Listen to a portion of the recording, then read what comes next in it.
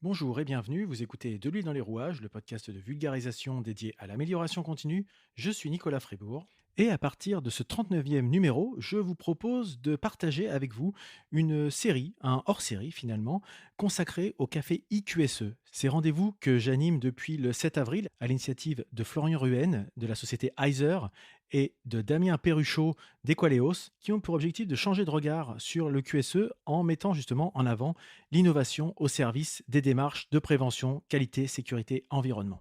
Et donc pour ce projet du printemps 2021, c'est allant du 7 avril jusqu'au 15 juin, nous avons commencé avec Céline Berger de Récréaction, venue nous présenter la gamification comme outil de ritualisation de bonnes pratiques et de micro-learning. Je vous propose de réécouter cet entretien ensemble et bien sûr, il est possible de le regarder sur YouTube. Je mettrai le lien en commentaire. Bonne écoute!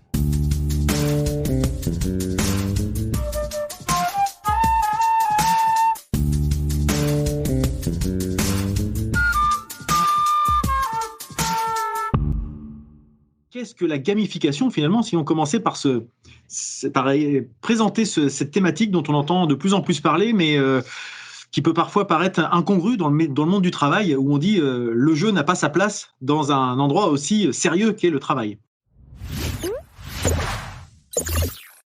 Je suis Céline Berger, j'ai créé Récréaction il y a à peu près 20 ans et j'utilise le jeu, les approches innovantes, les approches créatives pour mieux communiquer et former au sein des entreprises. Et aujourd'hui, grâce à Nicolas, à Florian et à Damien, on va parler gamification et micro-action pour changer pas à pas en fait les comportements en santé-sécurité. Et je m'attends déjà à ce que beaucoup vous disiez, mais Céline, la santé sécurité au travail, c'est quelque chose de très sérieux, donc pourquoi est-ce qu'on utiliserait le jeu? Moi, je vous dirais, c'est parce que c'est sérieux qu'il est vital d'utiliser les leviers du jeu pour motiver, pour engager vos collaborateurs dans une démarche apprenante. En gros, le jeu, ça vous permet de donner une représentation concrète des risques, des accidents. Ça vous permet de tester, d'apprendre de vos erreurs, de réessayer, de recommencer, mais sans danger. Et dans le cadre de la santé-sécurité au travail pour éviter les accidents, c'est primordial. Ça permet d'envoyer et de recevoir du feedback qui est adapté, parce que quand on veut progresser, quand on veut apprendre de ses erreurs, il faut avoir du feedback. Et on n'en a pas toujours. Et ça permet également de jouer collaboratif, pour échanger, pour partager. Donc voilà un petit peu l'idée. C'est vrai que, comme tu le dis, juste je me permets d'intervenir parce que effectivement, c'est pas parce que c'est sérieux qu'on ne peut pas jouer. Et souvent, quand on suit un petit peu ce type d'informations dans les études, on prend souvent l'exemple des animaux dans la nature qui, pour apprendre la vie qui est on ne peut plus sérieuse, qui est dangereuse, qui est apprendre à se battre, à survivre, etc., l'apprennent par l'intermédiaire du jeu. On pense souvent aux félins qui font semblant de se battre, qui apprennent qui apprennent la vie de cette manière. Et c'est vrai qu'on a l'impression qu'à partir du moment où on est dans le monde du travail, on doit toujours apprendre, mais par contre, on doit apprendre de façon un peu austère. Et c'est un peu paradoxal. Ton exemple est génial parce qu'en fait, l'idée, c'est le jeu, ça va nous permettre d'inciter à apprendre, mais en recréant un environnement qui est favorable à l'apprentissage, où on est en confiance, où on a du plaisir. Parce que dans un jeu, on peut faire des erreurs, c'est le but, c'est pas grave, et où on peut apporter du sens et de la répétition. Et ça nous donne l'opportunité de nous entraîner. En centrant une expérience sur une pratique, ça nous donne l'occasion de déclencher des prises de conscience et de réfléchir pour activer nos cerveaux et en créer de nouvelles pratiques, de nouveaux messages, de nouveaux comportements. C'est ça, en fait, l'intérêt du jeu. Et puis, quand on veut changer, il faut créer de nouvelles habitudes. Et pour créer de nouvelles habitudes, on s'est rendu compte avec les neurosciences, à Stanford University, il y a un grand chercheur qui est au département qui s'appelle le Lab Design du comportement et qui s'est rendu compte d'une chose, c'est que pour démarrer des micro-actions, il faut qu'elles soient faciles à intégrer dans notre quotidien. Il faut qu'elles soient rapides à accomplir. Et c'est le fait, en fait, de réussir à accomplir ces petites actions, des choses très, très simples qui vont nous donner de la satisfaction, le sentiment de réussite Et c'est cette émotion qui va en fait commencer à nous donner envie de répéter et qui va créer l'habitude. En fait, l'émotion, elle va créer l'habitude et la répétition, ça va consolider l'habitude. Sans émotion, sans plaisir, sans réussite, on prend tous au premier de l'an des nouvelles résolutions, on va faire plus de sport, on va arrêter de fumer, on va arrêter de manger du chocolat. En fait, si on n'a pas du plaisir, si on n'a pas la motivation, on ne va pas tenir sur la durée. Et pour tenir sur la durée, notre concept à nous, c'est créer des rituels. Et pour créer des rituels, qu'est-ce qui est plus important que le bon timing? Les gens qui sont malades, qui ont un traitement à prendre, ils prennent leurs médicaments au lever parce qu'en fait, ils ont pris cette habitude. Tous les matins, je prends mon médicament. C'est la régularité, c'est la répétition et c'est le fait aussi de célébrer. Parce que le fait de réussir à tenir ces résolutions, ça change notre vision de nous-mêmes et ça va donner aux collaborateurs une nouvelle vision, comme quoi ils sont des gens qui tiennent leurs résolutions et qui réussissent. Et c'est ce sentiment de réussite qui fait qu'on va réussir à changer et à continuer à avoir la motivation d'apprendre. Si je peux compléter, c'est vrai que les rituels ont leur importance, de mon point de vue, c'est qu'une fois que c'est ancré, comme tu dis, derrière, on n'a plus besoin de s'appuyer sur la motivation, qui est à la base forcément le moteur pour lancer la démarche. Mais après, quand les rituels est lancé, finalement, la motivation, elle revient en supplément, mais c'est pas le moteur principal. Parce que le problème de la motivation, c'est les principes des bonnes résolutions de début d'année. On les a tous, on est tous motivés la première semaine de janvier. Et puis, une fois qu'on n'a pas mis en place les rituels, si on doit compter que sur la motivation, les jours où on n'a pas la motivation, on le saute une fois, puis 2 fois, puis 3 fois, et puis on oublie, et puis on arrive en juin, puis on n'a rien fait. C'est le problème dans plein de domaines, et effectivement, la ritualisation, c'est comme le fait d'aller se brosser les dents. On n'y pense plus, on le fait par réflexe. On n'a pas besoin d'être motivé d'aller se brosser les dents, c'est un réflexe. Ouais, comme mettre sa ceinture de sécurité quand on monte dans une voiture. Et c'est pour ça, en fait, qu'au sein d'une entreprise, quand on veut commencer à changer vraiment les comportements, notamment en santé-sécurité, et c'est si important, c'est pertinent d'utiliser certains petits leviers du jeu pour recréer cet environnement qui est favorable, où on a du plaisir, où on se sent bien, où on peut échanger. Et c'est pour ça que moi, je vais vous montrer différents éléments et leviers du jeu qui sont comme le storytelling, le jeu vidéo. En fait, le storytelling, c'est tout simplement plonger les collaborateurs dans une histoire qui fait du sens pour eux, pour déclencher des prises de conscience et les mettre en action. Et donc, c'est centrer l'expérience sur une pratique, c'est apporter du sens. Mais vraiment, c'est ce storytelling qui va faire qu'on va commencer à adhérer. Le storytelling, c'est ce qu'on peut appeler le scénario, en fait, si je comprends bien, c'est ça? C'est exactement ça. Ce qui permet effectivement de mettre en situation. Exactement. On peut utiliser le nudge. Le nudge, c'est très à la mode. Le nudge, en gros, c'est le petit coup de coude qu'on va vous donner, l'incitation un peu douce pour influer sur votre comportement, pour vous pousser dans la bonne direction. Et nous, ce qu'on va utiliser dans notre application pour faire adhérer les collaborateurs, c'est par exemple au départ, dans la partie onboarding accueil, on va vous dire est-ce que tu acceptes la mission? Parce qu'on s'est rendu compte d'une chose, c'est que quand quelqu'un s'engage à faire quelque chose, qu'il accepte la mission, il a tendance à la respecter. C'est exactement, moi je vous parle depuis Londres, je suis à Londres, je suis encore confinée, on n'a jamais eu d'autorisation de sortie à signer. Mais vous, en France, le président Macron, il a fait appel à une cellule nudge au moment du premier confinement en mars pour étudier en fait les différents comportements et qu'est-ce qui pouvait déclencher la prise de conscience que si on sortait, c'était dangereux et que si on sortait, c'était pour des raisons impérieuses. Donc le fait que vous vous engagiez et que vous signiez cette autorisation, même si je sais qu'il y en a eu qui ont été un fiasco, c'était déjà pour inciter dans une certaine direction et un certain comportement. Donc nous, on va utiliser le consentement présumé, mais on va utiliser aussi, par exemple, l'influence des pairs, la norme sociale. On travaillait pour une société de transport et il y a une règle qui est essentielle, c'est quand on descend de sa cabine de camion, il faut se tenir. C'est soit avoir les deux mains sur les barres et un pied sur le marchepied, soit les deux pieds sur les marchepieds et une main sur la barre. Et plutôt que de dire, au lieu de dire seulement, l'an dernier, on a eu 43 accidents parce que 43 entorses, parce qu'il y a des gens qui ont sauté, ce qui est bien aussi de dire, c'est 75% de tes collègues, ils ont adopté cette technique pour descendre. Ça ne perd pas de temps et ils sont en santé sécurité. C'est vraiment l'influence des collègues, des pairs. Et ça, c'est vraiment une mécanique qu'on retrouve dans les jeux vidéo. Moi qui joue pas mal aux jeux vidéo, il y a des jeux comme ça où, à la fin d'une mission, on nous dit « vous avez agi comme tant de pourcents des joueurs ». Et le fait des fois de se dire pourquoi j'ai agi comme ça alors que la majorité a joué autrement, ou au contraire de temps en temps de se retrouver dans les pratiques du groupe, ça nous interroge sur notre comportement nous-mêmes à tel moment. Et finalement, c'est dans le cadre du jeu vidéo, ça porte très peu à conséquence, mais c'est vrai que dans le cadre professionnel, on se dit mais c'est vrai qu'effectivement, je me rends pas compte, mais je fais pas comme tout le monde en fait. Et peut-être que potentiellement, c'est un comportement à risque. Et en plus, c'est aussi l'influence des pairs, c'est le jugement. Par exemple,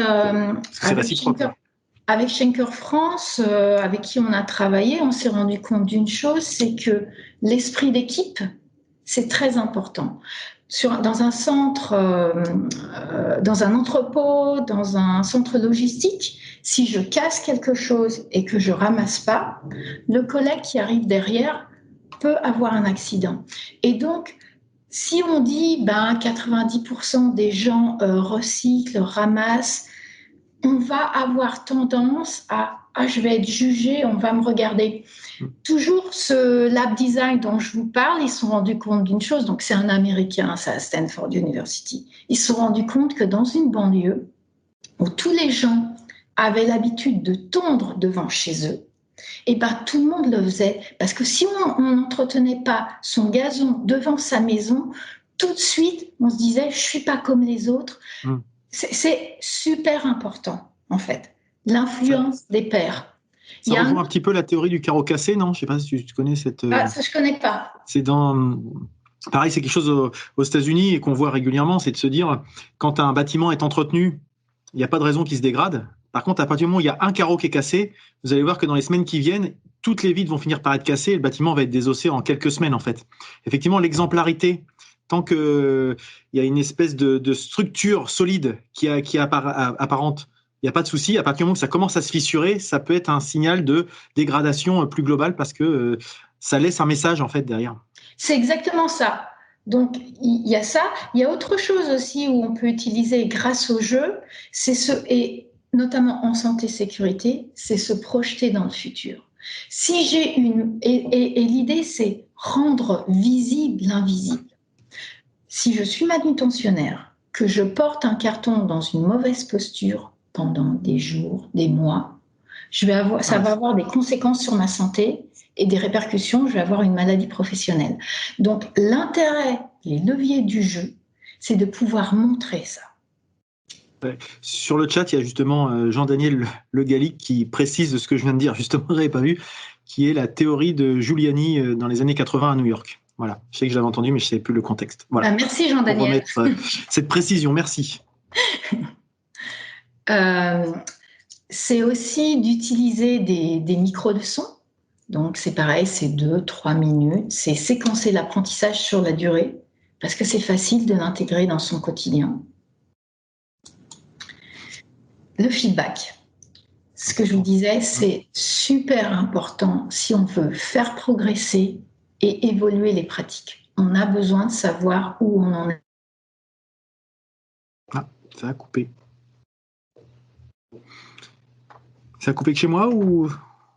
Non, ça a coupé effectivement. Ah. Céline n'a plus de connexion, peut-être une tempête de neige avant. Les indicateurs, alors, ça a coupé, Céline. Tu as coupé pendant 20 secondes là, donc on n'a pas eu la diapo précédente. Ah, pardon. Et moi, je ne vois plus Nicolas, mais bon. Ah, bon. C'est pas grave. Mais c'était bien fait. Là, on t'entend. Vas-y. Pardon. Je vous disais que ce qui était important, c'était aussi le feedback. Le feedback, ça permet de faire progresser, de faire évoluer les pratiques. C'est exactement comme à l'école, on a besoin d'avoir une échelle de référencement pour savoir où on en est, si on fait bien. Et je sais que la nouvelle génération, elle est très, très, très en demande. Elle a besoin, en fait, de ça. Et l'outil, l'application, renvoyer du feedback, c'est très simple. Vous m'entendez ? Oui, c'est bon. Il n'y a pas de souci. On te laisse continuer. On utilise aussi des indicateurs. Les indicateurs comme ma prise de risque, mon capital santé, mon esprit d'équipe, ma performance. L'intérêt, c'est de mesurer les progrès, de donner le sentiment de réussite et montrer qu'en fait, changer d'habitude pour des pratiques qui sont plus saines, plus sécurisées, c'est pas si difficile en fait, si on veut consolider les habitudes. Donc c'est très très important de célébrer, de marquer tout ça. Exactement. Et le challenge collectif, c'est encourager ses pairs pour se mobiliser pour la bonne cause. C'est en gros, en plus de... Mon idée, c'est l'outil qu'on vous présente un petit peu, là, c'est on demande beaucoup aux collaborateurs, on va demander beaucoup aux collaborateurs d'apprendre, de changer ses habitudes, de se connecter, d'utiliser une application pour mieux faire. Et en échange du nombre d'utilisations de l'app, on peut transformer cette utilisation en une action solidaire qui soit définie avec son entreprise. Comme par exemple, si on atteint tant de participation ou tant de régularité chaque semaine, l'entreprise peut, je vais vous dire n'importe quoi, mais planter des arbres, organiser des plateaux repas dans la communauté pour des gens qui sont en difficulté en ce moment. C'est important en fait. C'est de non seulement ancrer les bonnes pratiques, mais le fait d'ancrer et de changer, on se mobilise tous ensemble. On casse un petit peu le silo de la sécurité pour la sécurité, et finalement, on l'élargit à des retombées bénéfiques au-delà du seul sujet santé-sécurité au travail, c'est ça ? C'est exactement ça. Et je trouve que ça a encore plus de poids parce que on ne le fait pas seulement pour soi. Alors le but, c'est aussi de prendre conscience de comment je me protège, comment je vais protéger les autres et développer la vigilance partagée, mais à travers des challenges, des choses qui soient aussi agréables. Parce que la sécurité au travail, le but, c'est pour être bien, pour se sentir bien. C'est pas juste une corvée, c'est pas juste rébarbatif. Oui, comme c'est des fois trop souvent vu et vécu dans les entreprises. C'est créer de l'émulation finalement autour de ces thématiques-là, quoi. Exactement. Et du coup, les leviers du jeu sont juste des médias. Ce sont des outils pour vous servir, pour vous aider. C'est tout. C'est pas jouer pour jouer. C'est jouer pour apprendre. On va aller un petit peu plus dans le concret maintenant.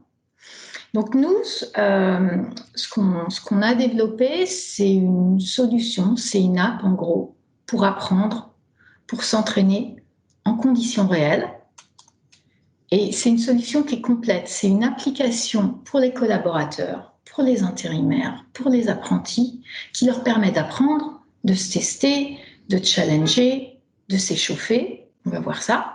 Et puis c'est une plateforme pour les managers qui peuvent créer leur parcours de formation, qui peuvent créer de nouvelles capsules de 3 minutes, cibler des communications pour une équipe, pour un site spécifique, et grâce au tableau de bord qui vont mesurer la participation, l'engagement. Alors, dans ce que tu viens de dire, il y a quelque chose qui est important. Je sais pas, je pose des questions. N'hésitez pas dans le chat à solliciter si vous avez des questions sur ça. Tu viens de dire créer. Donc créer, ça signifie que c'est pas une solution qui est toute faite clé en main, c'est-à-dire qu'elle est personnalisable et qui a vocation à être rendue opérationnelle par rapport aux problématiques spécifiques d'une entreprise, si je comprends bien. Tu as tout à fait compris. On a des petites capsules. Aujourd'hui, on a 2 modules sur étagère, qui est un module santé-sécurité au travail pour le transport et la logistique avec 26 petites capsules. Et puis, on a un autre module sur le Covid-19 pour sensibiliser aux bons gestes qu'on avait fait l'an dernier pour un Géodis. Mais l'idée, c'est exactement ce que tu as dit, on n'est pas juste une plateforme de micro-learning, on est une plateforme pour utiliser vos ressources existantes et créer plus de valeur. On va rentrer dans le concret là, je vais vous montrer. Donc, on a une app avec du rituel, des micro-étapes, je crois que ça vous avez compris. On a une plateforme pour les managers, donc piloter ses formations, choisir la langue, l'expérience, les capsules.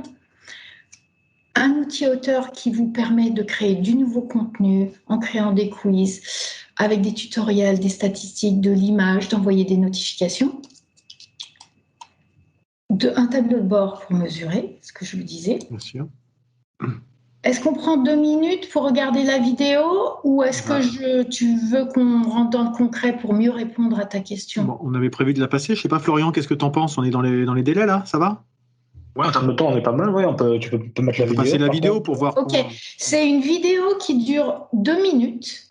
Et après, je vous parlerai d'expériences concrètes pour nos clients passés et présents. Voilà. Par contre, Céline, pense à partager le son de ton ordinateur quand tu vas partager, sinon on n'entendra pas le son de la vidéo.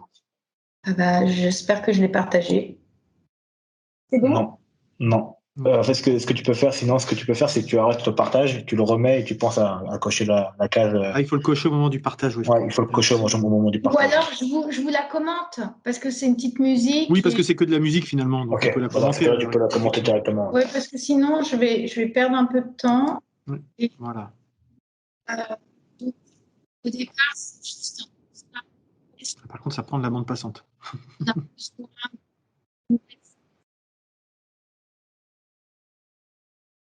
On t'entend plus du coup. Par contre, Céline, on t'entend plus du tout. Sinon, ce que je vais faire, c'est que je vais la partager moi, la vidéo, ça devrait aller. Oui. Alors, tu veux la partager? Oui, je vais te partager la vidéo comme ça. Parce que là, ça te prend de la bande passante, ta voix passe plus. Ah, je suis désolée. Mais sinon, ce qu'on peut faire, c'est on la passe à la fin. Oui, peut-être. Et comme ça, on ne fait pas trop d'allées et venues. Et puis moi, je vous parle de cas concrets. Voilà, passons à la suite, effectivement. Ça sera pour illustrer tout ce qu'on aura dit, voilà. Désolée pour ce petit bug. C'est le premier, donc expériment. Les aléas du direct. Je vais vous parler d'une expérience qu'on a faite pour Schenker France, qui avait 6500 collaborateurs, 100 sites, et qui nous a contactés parce qu'ils avaient trop d'accidents sur leur site de travail. Et ils nous ont demandé de rappeler les règles basiques, les règles d'or. Donc, on a étudié le bilan des accidents sur les 3 dernières années. On a identifié des situations récurrentes, des situations à risque, et on a conçu des scénarios, 26 capsules de 3 minutes pour les collaborateurs, pour leur rappeler donc, les règles de base et changer leur vision du risque au travail. Schenker France, il voulait une campagne sur 3 semaines. Donc, on a fait une campagne sur 3 semaines où on a posté tous les jours une nouvelle capsule pour un public de conducteurs, pour un public de manutentionnaires et pour un public d'employés. On avait à l'époque pas encore la plateforme, on n'était pas aussi performant. On a fait un sondage à la fin de ces 3 semaines. On a 155 personnes sur 1500 il y a 1500 personnes qui ont joué. On a 155 personnes qui ont répondu à cette enquête. 97% des joueurs ont aimé Récréation. Ils ont aimé parce que c'est un outil pratique pour renforcer les messages, pour former les intérimaires, pour remettre à niveau. 86% des gens ont joué tous les jours. 95% des gens ont joué 2 à 3 fois par semaine. Pour différentes raisons. Pour gagner, parce qu'ils sont au jeu, pour la compétition, pour apprendre, parce que c'était facile. parce que ça parlait de leur réalité, de leur quotidien. Pour le rituel, parce que c'était un petit rendez-vous qui durait 2 à 3 minutes. Et déjà, en 3 semaines, il y en a qui nous ont dit « c'était mon rendez-vous du midi, c'était mon rendez-vous du matin ». Je le faisais avec un collègue. Donc déjà, en 3 semaines, on avait réussi à créer ce rituel. Et pour le fun, quand on a fait les interviews après ces 3 semaines, les formateurs nous ont dit « Céline, ce qui est incroyable, c'est que ça a créé l'émulation. Et que juste ces 3 minutes par jour, ça créait l'échange. On discutait d'une règle. Donc, ce n'est pas juste 3 minutes pour 3 minutes, mais c'est 3 minutes pour renforcer un message fort. C'est 3 minutes pour créer de l'échange, de la discussion, pour se challenger entre collègues. » Et au bout des 3 semaines, on a 31% des gens qui ont changé au moins une pratique. 76% des gens nous ont dit « ça a changé ma perception du travail » et 91% recommandent l'utilisation de l'app dans ce contexte. Donc là, ça répond vraiment à ce qu'on voit un petit peu. On voit que c'est un petit peu coupé, là, cette dernière petite illustration, mais c'était que c'est un outil au-delà de l'apprentissage qui est là pour changer les comportements, en fait, profondément. C'est exactement ça. L'idée, c'est créer un rituel. Là, le rituel, c'était sur 3 semaines. Maintenant, je vais vous parler de ce qu'on est en train de mettre en place pour 2 clients. L'intérêt, c'est on démarre une collaboration avec 2 clients sur 1 à 3 ans pour utiliser notre solution d'une manière hebdomadaire, voire quotidienne, et pour progresser pas seulement au niveau santé-sécurité, mais au niveau qualité et au niveau éco-conduite. Donc, je vais vous présenter ce qu'on est en train de mettre en place. Là, on est en train de créer un rituel, on va dire, d'échauffement. Un de nos clients nous a dit « Céline, on a beaucoup trop d'accidents parce que nos collaborateurs, ils démarrent à froid. » Et du coup, sur le principe du rituel et des micro-actions, on a eu l'idée de donner l'autonomie aux collaborateurs, aux joueurs pour créer leur propre routine d'apprentissage. Parce que, Nicolas, si je te dis, à partir de demain, tu vas faire une routine d'échauffement de 5 à 10 minutes, tu ne vas pas forcément adhérer. Alors que si au sein de l'app qui est déjà installée, où tu as déjà l'habitude d'apprendre, on va te donner l'autonomie pour que tu choisisses ton temps de 1 à 10 minutes et que tu choisisses tes exercices, tu vas démarrer parce que ça ne va pas être compliqué pour toi d'intégrer cette routine. Prends 1 minute pour l'intégrer. Et puis, ça fait un peu partie de ce que tu disais, le nudge, c'est-à-dire c'est pas quelque chose d'imposé, c'est quelque chose qu'on t'invite à faire. Du coup, tu as l'impression d'être moins guidé, moins bloqué, en fait. Donc, c'est ça marche mieux, peut-être. Maîtrise. Tu as la maîtrise. Et c'est toi qui vas choisir le temps. Et surtout, ce laboratoire de recherche s'est rendu compte, là, à Stanford, il s'est rendu compte que les gens qui démarrent par 1, 2, 3 micro-actions, mais des choses extrêmement simples, au bout d'1 semaine, plus de 75%. Ils ont fait des études sur plus de 6 mois et je ne sais plus, sur 2000 ou 3000 personnes.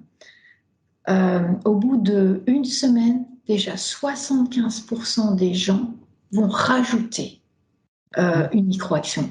Donc nous, notre idée, c'est tu commences par 1 minute et puis ensuite, tu as l'autonomie pour répéter cette minute si tu veux, mais aller ajouter 1 minute et choisir ton exercice.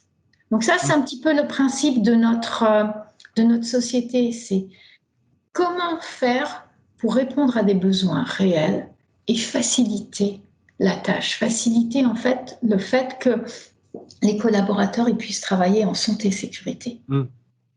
Exactement, oui. J'ai d'autres exemples. Alors, juste une question, ça va peut-être y répondre là tout de suite, mais Claire, dans le chat, demande si l'outil est réservé au secteur du transport et de la logistique. Parce que c'est vrai que donc voilà, c'est pour y répondre. Pas du tout. C'est des exemples parce que c'est ceux avec qui tu as travaillé qui sont concrets, mais ce n'est pas forcément exclusif. Voilà. Non, pas du tout. En fait, partout où il y a des accidents qui se passent, malheureusement, on peut travailler avec vous. Et je vais vous montrer Bon, là, c'est vrai, je suis encore dans le transport et la logistique, mais Ça s'y prête n'importe où, effectivement. Les exemples qui sont là, ça peut être dans le BTP que j'ai connu par le passé, où effectivement les gens attaquent directement avec des clés on à est en banche train et de puis se parler laissent. avec des gens dans le BTP. Exactement. D'accord, ça ne me surprend pas. Il y a une autre problématique, par exemple, c'est qu'un conducteur qui arrive sur un site client, il a l'obligation d'être informé du protocole sécurité client. On va travailler, et là, l'idée, c'est comment, en fait, intégrer deux solutions ensemble. On va travailler avec une société qui a mis en place une solution pour envoyer par notification un PDF directement avec le géofencing. Donc, quand le conducteur s'approche, il va recevoir automatiquement un PDF du protocole de santé-sécurité au travail. Mais moi, ce que je disais à mon client, le conducteur, ouvrir un PDF de 2, 3, 10 pages sur son téléphone, très bien, le site client, il est mis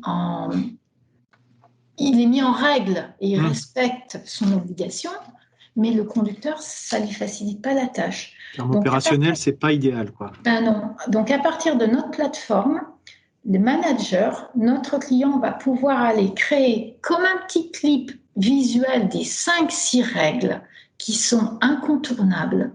Et donc, le conducteur, il reçoit 5-6 images qui vont lui dire, bah là, tu arrives, il faut que tu portes tes équipements de protection. Ici, attention, parce qu'il y a ce rond-point qui est dangereux. Et du coup, il visualise en 5 secondes ce qu'il doit faire, ce qu'il doit respecter. D'accord. Là, c'est pareil, c'est pour répondre à un besoin, c'est que 50% des accidents se passent sur des sites clients. C'est tout. On a deux autres cas encore à présenter. Comment, en fait, utiliser les ressources et les données existantes de nos clients pour créer un peu plus de valeur? Toujours, ce transporteur, il a ces camions qui sont équipés de boîtiers télématiques. Et ces boîtiers télématiques permettent d'extraire des données et de tracer les comportements d'usage des conducteurs. Donc l'idée, notre client, il s'est rendu compte que chaque jour, ces camions, en fait, tournent pendant 1 heure alors qu'ils sont à l'arrêt. Et si les conducteurs avaient des meilleures pratiques, ils pourraient faire beaucoup d'économies de carburant. Donc l'idée, c'est d'extraire des données sur la manière dont conduisent les conducteurs et que nous, en fonction de ces données, on puisse renvoyer à chaque conducteur des recommandations, des conseils bien spécifiques sur l'anticipation du freinage, sur la vitesse dans les virages, etc. Donc c'est vraiment, on s'adapte. D'accord. C'est vraiment adaptatif et pas rigide comme fonctionnement, quoi. Exactement. Une autre solution, c'est avec Florian Ruhen, qui est co-organisateur aujourd'hui. Florian, on peut adapter, du moins, on peut intégrer sa solution à notre plateforme pour aller encore plus loin dans la prévention des risques, dans la détection des risques, initier des actions, former, impliquer. Je sais que lors d'un des prochains cafés, Florian, il va vous expliquer. Florian, il a conçu une nouvelle technologie avec un boîtier qu'il intègre sur les caméras de surveillance dans les entrepôts, sur les sites de ses clients pour détecter les risques. Et nos deux solutions combinées, ça permet en fait de renvoyer de l'information en fonction des risques qui sont détectés pour, en gros, transformer encore plus une organisation en une organisation apprenante. On est vraiment dans la prévention spécifique et adaptée au contexte de l'entreprise, effectivement. Adaptée au contexte et puis utiliser aussi les ressources, leur matériel comme leurs caméras de surveillance, par exemple, comme les boîtiers dans les camions, etc. Florian, tu veux passer la vidéo ? Oui, je peux te mettre la vidéo. Juste avant de passer à la vidéo, il y a quelques personnes qui ont dû nous quitter en cours, mais en tout cas, Beaucoup saluent la présentation, hein, Céline, donc je te fais Merci. suivre ce message. Et puis il y a Karl Chailloux qui nous dit qu'effectivement, lui aussi trouve la présentation intéressante. Attention à être vigilant à l'équilibre entre les informations via les outils numériques et les messages passés par le management ou les QHSE, avec un risque peut-être de surcharge. Mais je pense que ça répond, enfin, par rapport à ce que tu disais, là, je n'engage que moi, je te laisserai répondre derrière. C'est-à-dire, effectivement, il ne faut pas que ça soit des canaux qui fonctionnent en parallèle. Il faut vraiment que tout ça soit bien imbriqué. Et l'exemple que tu donnais enfin avec notamment ce que fait Florian ou d'autres, c'est qu'il faut que ça soit quelque chose qui soit pensé de manière globale, comme un organisme, hein, encore une fois, comme on cite dans les normes, et pas en fonctionnement très, très cloisonné en couloir, quoi. Enfin, ça, c'est mon point de vue. Merci pour cette question et merci pour ta réponse, Nicolas, parce qu'en fait, c'est exactement ça. Les deux sociétés avec qui on est en train de collaborer et de démarrer, c'est une démarche qui est globale. Et c'est pour ça que je vous disais, on vient en renfort des messages et on intervient sur plein de points. Alors, ça prend beaucoup de temps, mais c'est une action sur la durée qui vient renforcer les messages. Quand on a travaillé avec Schenker France, les interviews que j'ai faites après avec des directeurs de sites, les directeurs me disaient, mais Céline, c'est génial parce qu'en fait, ça vient en renfort de mes messages. Et ça montre aussi que c'est pas juste moi qui fait une obsession sur certaines règles, mais c'est des règles essentielles et des problématiques nationales pour le groupe. Donc, c'est vraiment une approche globale. D'accord. Simplement pour commenter, c'est une approche globale qui doit se faire sur un. Après, la vie est un peu partagée, mais c'est une approche globale qui doit se faire déjà quand dans un environnement suffisamment mature, et il ne faut pas que ça vienne déresponsabiliser tous les collaborateurs. Il faut vraiment que ça vienne en complément pour apporter de la valeur sans pour autant faire oublier les choses essentielles. Oui, c'est ça. Il ne faut pas que ça soit vu comme le sujet tarte à la crème ou le truc à la mode qui arrive comme ça parce que c'est une décision, mais qui ne repose sur aucune politique QHSE tangible au quotidien. Si les gens disent on a ça, mais à côté on nous laisse faire n'importe quoi, ça ne va pas marcher. Il faut vraiment que ça soit une approche vraiment pensée globalement. Ah, mais c'est une approche pensée globalement à tel point qu'avec ces deux sociétés, on a un groupe de travail et on définit ensemble les capsules au rythme des besoins. Non, c'est complètement pensé. Voilà, c'était pour revenir sur effectivement la question Karl. très intéressante de Karl, pour revenir là-dessus. Merci beaucoup.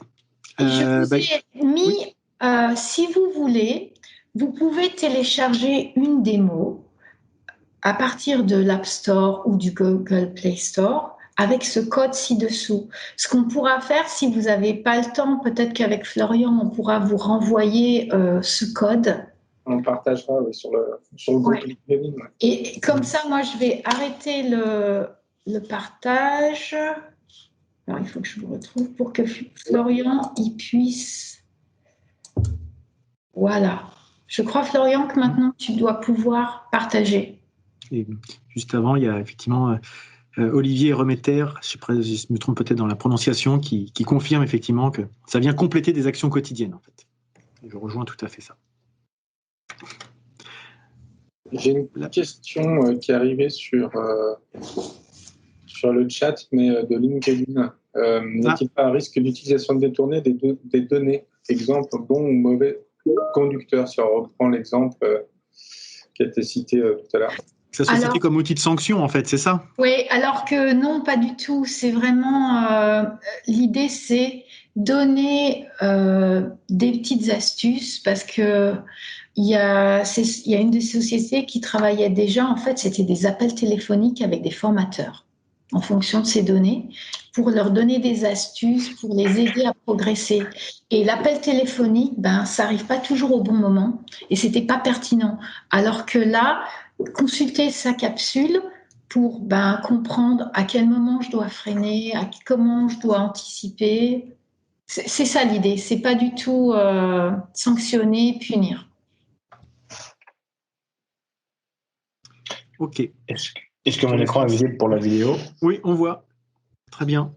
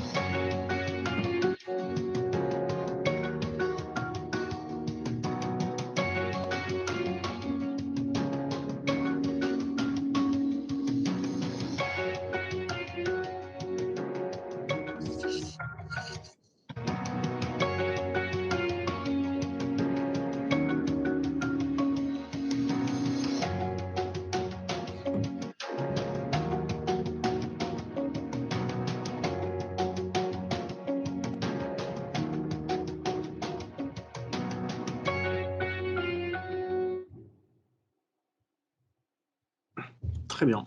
Merci.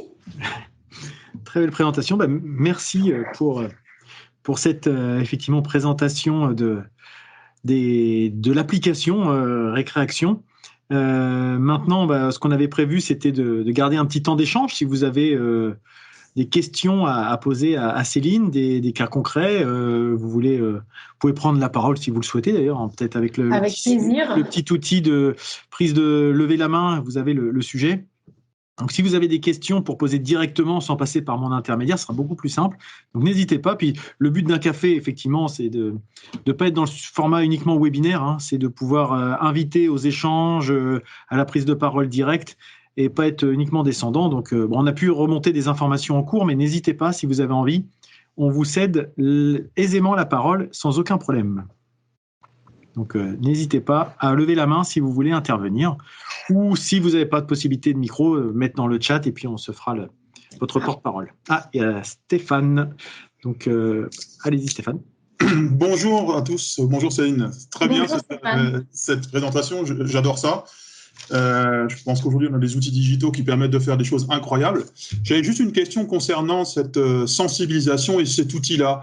Est-ce que cet outil peut être utilisé aussi pour faire de la qualification et des formations qualifiantes? Parce que là, on est sur de la sensibilisation, donc est-ce qu'on peut même aller plus loin pour utiliser cet outil-là et faire de la formation qualifiante en fait? Bien sûr. Moi, je suis en train de discuter avec un organisme de formation professionnelle pour ça. Parce que je vous ai présenté d'une manière très succincte, mais le but, c'est aussi d'avoir des évaluations. On peut faire des questionnaires d'évaluation à la fin. Donc, tout à fait. C'est des parcours à créer avec vous. Parce que nous, on n'est jamais experts de vos domaines. Donc, c'est pour ça que tout ce qu'on fait, et pourquoi ça a marché avec Schenker et pourquoi ça va marcher avec les autres, c'est parce qu'on co-construit. On n'est pas là à amener Moi, je ne suis pas du tout une experte en santé et sécurité au travail. Je suis plus une experte en communication et en gamification. Je fais très attention à ce mot parce qu'il y a beaucoup de gens qui le galvaudent et qui l'utilisent mal. Et on dit que juste le fait de mettre des points, faire des classements et donner des badges, non, ça ne sert à rien. Le but, j'espère que vous l'aurez compris, c'est comment utiliser le jeu pour entraîner les gens dans une démarche apprenante. C'est ça. Ou dans une démarche qualifiante, tout à fait. Ok. Merci pour cette réponse, c'est très clair. Merci. Merci beaucoup. Est-ce qu'on a d'autres questions? N'hésitez pas. Pour l'instant, rien de... Il y en a une nouvelle dans le chat. Il y en a une dans le chat, effectivement. Je vais la lire à haute voix pour que tout le monde puisse l'entendre. Donc, d'Eric qui demande si ce temps de 3 minutes pour utiliser cette application est considéré comme du temps de travail. Des sociétés ont-elles eu à statuer sur cette question? Effectivement, même quand on parlait pour avoir connu dans le BTP le temps des échauffements est-ce qu'il fallait que les ouvriers arrivent un quart d'heure plus tard pour l'échauffement et du coup, est-ce que ça rentrait dans le temps de travail ou est-ce qu'on considérait que ça faisait partie du temps d'installation, etc. Ça a été le sujet d'âpre négociation. Et effectivement, est-ce que ça rentre dans vie privée, vie perso? Ça rentre dans le temps de travail, tout à fait. Et je dirais même plus que c'est comme tout, on peut avoir le plus bel outil de la Terre et le plus performant. Si on n'a pas des managers, des chefs d'équipe qui sont engagés, qui aident au départ à créer ce rituel. Parce que pour créer ce rituel d'apprendre, de s'échauffer, je ne vous ai pas parlé, mais on a encore un autre outil qu'on est en train de développer, c'est la checklist. Parce qu'en fait, pareil, en parlant avec des sociétés qui ne sont pas dans le transport et la logistique, ils ont eu chacun un accident mortel suite à un congé longue maladie. Et c'était des gens qui avaient beaucoup d'ancienneté, qui étaient très performants et pertinents, qui ont oublié les bons réflexes. Et donc, créer une checklist évolutive à partir de la plateforme qui permet, en fait, on a quelqu'un qui revient de longue maladie, on va l'accueillir véritablement et on va l'aider à reprendre les bons réflexes. Donc, la checklist, elle est utilisée pendant le temps de travail. L'échauffement, il est utilisé pendant le temps de travail. Là, avec les deux clients, ce qui est super important, c'est qu'au départ, ça soit pris sur le temps de réunion d'équipe.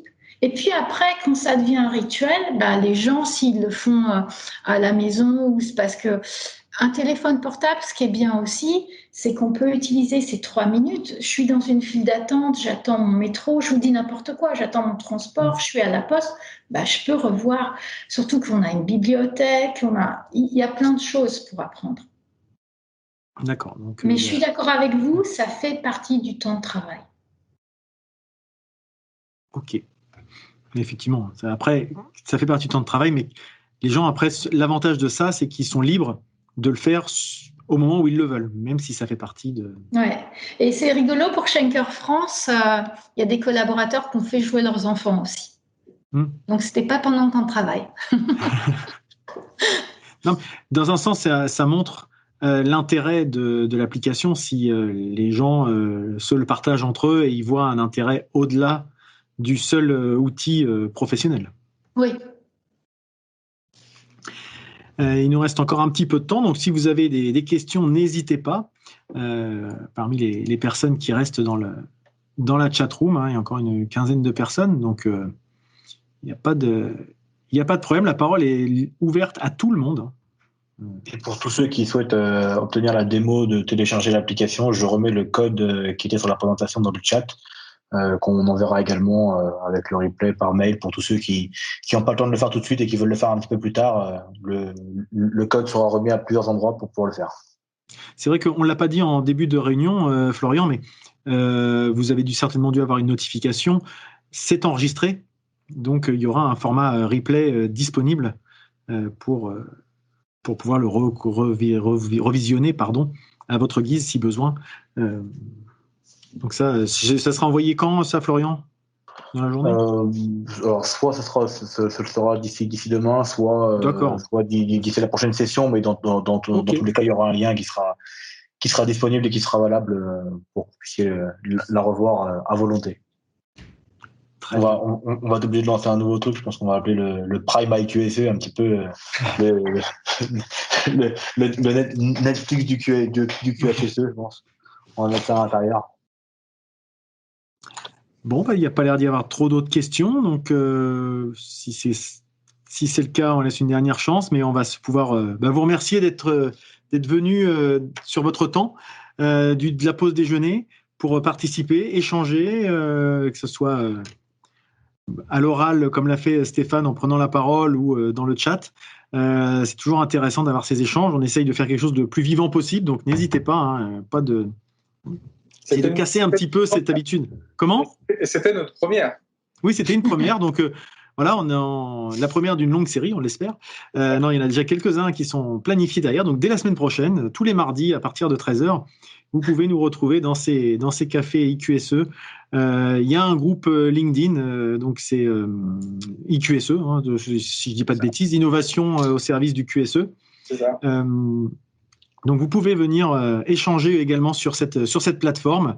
Et puis peut-être, si vous avez vous-même des solutions innovantes, intéressantes, vous rapprocher de Damien, de Florian, voire de moi-même pour proposer une solution sur laquelle on pourrait échanger, discuter. Et le but est de faire partager entre nous toutes ces bonnes pratiques et innovations pour un petit peu, on l'a dit en début, hein, mais dépoussiérer des fois l'image un peu vieillotte des démarches qualité, sécurité, environnement qui ont été trop souvent vues comme des freins au fonctionnement des entreprises, alors que ce sont des vrais leviers d'amélioration. Je pense qu'on en est tous convaincus ici présents, donc on essaye de partager cette bonne parole, en tout cas cette parole, et de faire tache d'huile autour de nous. Voilà. Et moi, je voulais ajouter, bravo à Florian, à Nicolas, à Damien, parce que vous instaurez, vous aussi, le rituel du mardi, du café, et on a exactement la même approche, la même stratégie. C'est si on veut faire changer les choses, retrouvons-nous le mardi à 13h pour en apprendre un peu plus et échanger ensemble. Un grand merci. Merci à tout le monde, merci pour vos messages. J'espère que ce format vous a plu. Sachez qu'il en reste encore quelques-uns à diffuser au moment où je publie cet épisode. Donc n'hésitez pas à me suivre sur les réseaux pour en savoir plus. Sur ces mêmes réseaux, n'hésitez pas à me poser des questions. Vous pouvez me rejoindre aussi sur deluiledanslesrouages.fr et bien sûr parler de ce podcast autour de vous puisque le bouche à oreille sont les meilleurs moyens de promotion. Il me reste à vous souhaiter de passer une très bonne journée et je vous dis à bientôt.